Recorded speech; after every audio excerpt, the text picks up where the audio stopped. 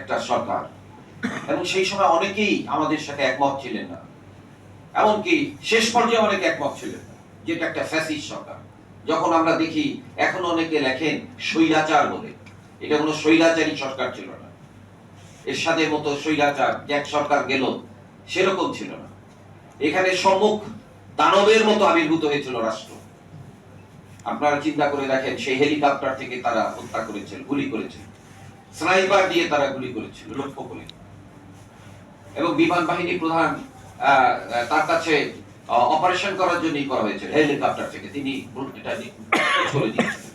অনেক তথ্যই এখন বেরোচ্ছে যে কিভাবে সেনাবাহিনীকে যুক্ত করা হয়েছিল, গোয়েন্দা বিভাগকে যুক্ত করা হয়েছিল। আপনারা আয়না ঘরের কথা শুনেছেন, এখন আয়না ঘরের কক্ষগুলোর ছবি বেরিয়েছে। এগুলো ভাবতে গেলেও তো গা শিউরে ওঠে। তাহলে বাংলাদেশের এই যে শাসক শ্রেণী এবং তার যে রাষ্ট্র, তার যে